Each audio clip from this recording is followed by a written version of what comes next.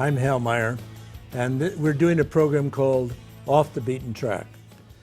This is a program in which we discuss ideas and concepts which are not yet firmly grasped by the scientific community or the ecclesiastical authorities. Or these are stories which we're telling about events and ideas which may become more and more popular in the years ahead, or might not, but which nevertheless are important to get out there into the world in order to spread the thinking and stretch the concepts available to mankind. So on this particular, let me remind you that in our last session, when discussing the whole idea of the Mayan calendar, in that session we came to the conclusion, we offered you the idea, this is not really about a date in time. This is really about something that may be happening to our planet, to our world. And we told you that what is possible to be happening is that we become more and more conscious of the fact that this world of ours, this globe of ours that spins so nicely out there, is in fact should be considered a feminine principle, Mother Earth, if you will, and that in the years ahead, the feminine will become increasingly important and eventually perhaps dominant over the next 13,000 years. Do I believe that? Well, I think it's an interesting idea, and I think that you ought to consider it as a hypothesis. Let me just recap some of the really important ways in which the Mayans and we now come to the conclusion that the December 21, 2012 is an important date. There is first on that day an alignment of the sun, the earth, and the center of the galaxy. And so it's an alignment which apparently happens rarely. Now, I think this deserves some looking at. There is also a precession of equinoxes. This is the fact that based on the wobble of the earth, we'll be going from the Piscean to the Aquarian age. There are other things which I'm going to put down here. One which I had not mentioned last time was crop circles. Now you say, oh my gosh, how can anybody be so foolish as to believe anything about crop circles? Doesn't everybody know that they're done by three guys who got drunk one night and left the bar and went out there and made their own designs in the hayfields? Well, actually, that probably does account for a fair number of the crop circles now found all over the world. It is also true that some of those designs, however, are really highly unlikely to have been done by three drunk guys coming out of a bar. They are, and some of them point exactly to that same date that we're worrying about now. So they, for example, show the solar system as it will be on that date. Now, I don't think three guys paid a lot of attention to this as they piled out of the bar. And there are a number of other things which can only be referred to as divine geometry. And so if you want to look more about this, what I recommend is you look at YouTube and look for crop circles and see if you aren't going to come to somewhat of a similar conclusion. So that is an important factor to look at. I believe that there is also happening now a galactic conversion. Now, do I really believe this? Yeah, I think there's something going on, and it has to do with ETs, extraterrestrials and aliens and so forth. And there's just too many occurrences out there, too much evidence finally, and it's mounting. in which there is something going on, and people are increasingly convinced that that's true. I have not myself seen any ETs, but I know people who have, and I believe that they are telling me the truth as they have seen it.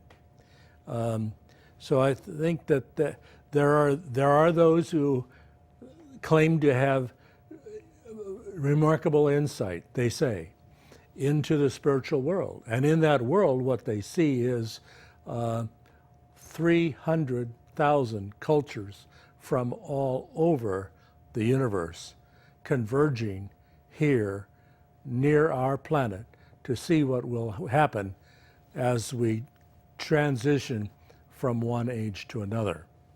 Now, that is a lot of evidence if it were true. And of course the problem is, if it were true, how come we haven't seen them, or when are we going to see them? And I have a long explanation for that from people who claim to know, and we are going to go into it after one by one as we get through this presentation. What else do we know? There are geophysical changes.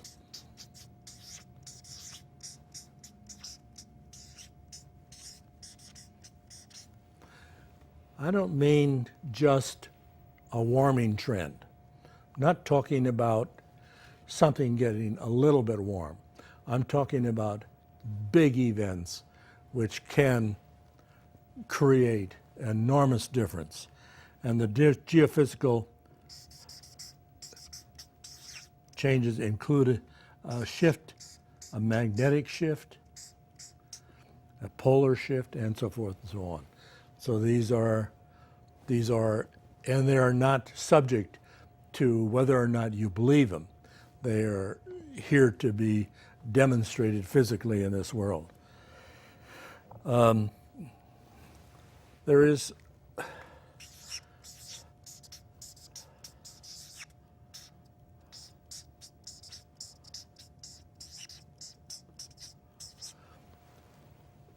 now, on the one hand, solar flares are not new. We're told that they flare up in a dramatic way every 11 years, and that one of those 11-year cycles is coming to an end, or perhaps has already reached an end, and so this is not unusual. We should be expecting an increase in solar flares. The people who talk about this, however, are not talking about a small event. They're talking about a magnificent, dramatic, enormous event which maybe has not occurred for many thousands of years. And so if that kind of flare-up occurs, it will be, well, it will be a part of a tribulation that is occurring.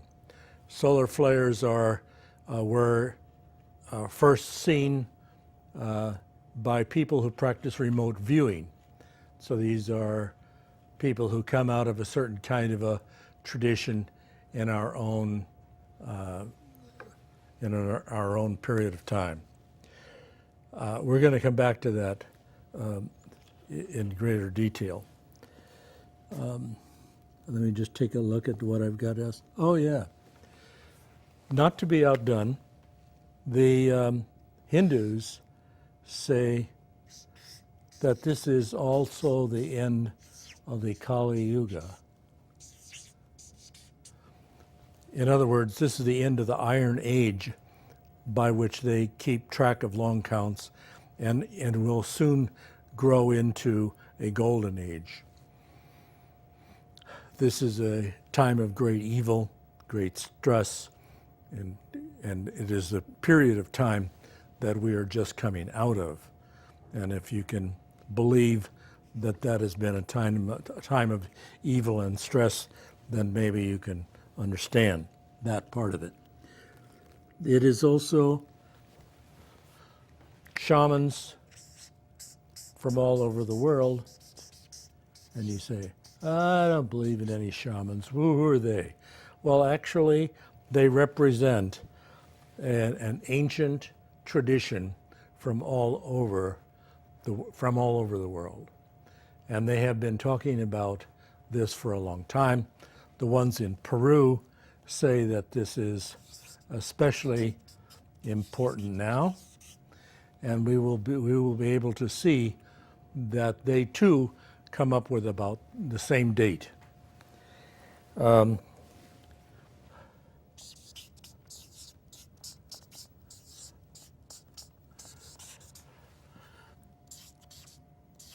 We've mentioned it before, and so we mention it again, that we are entering into an age of Aquarius. Now, what's the importance of that?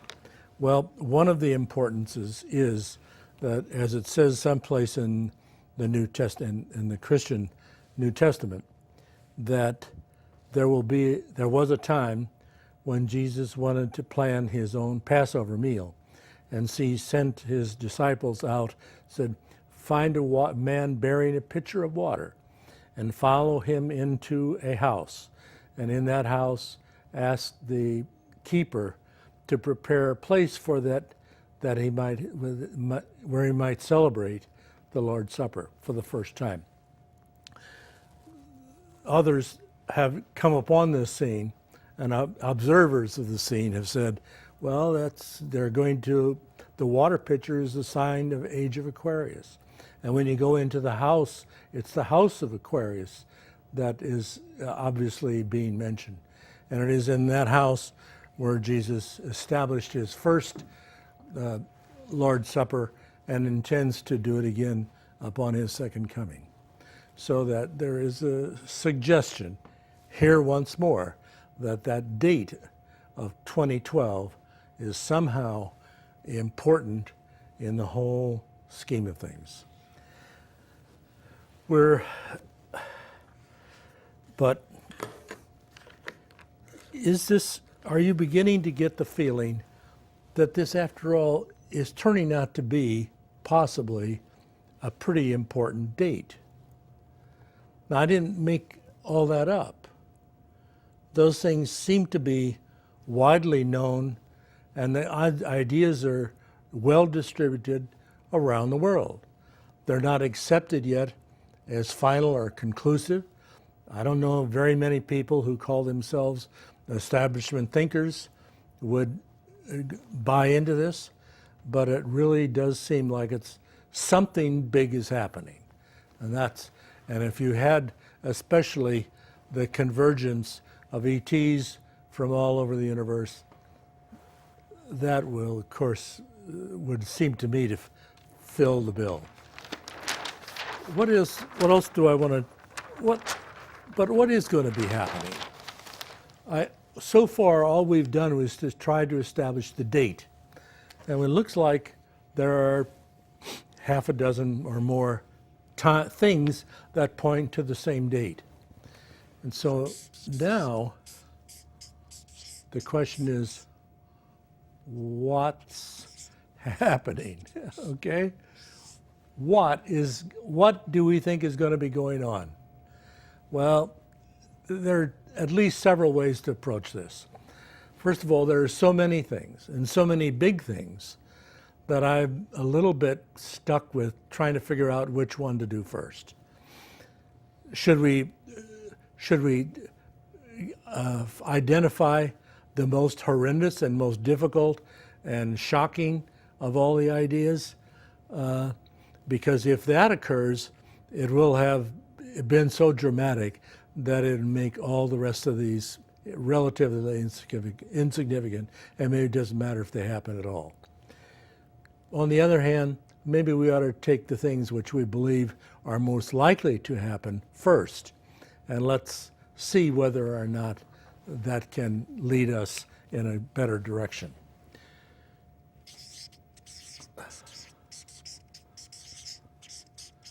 It would appear this can happen first because it already is to some extent. There is already this 11-year cycle, and there are people out there in the world, and a guy by the name of Ed Dames, he and his friends who were with the intelligence community in our own government developed a method called remote viewing.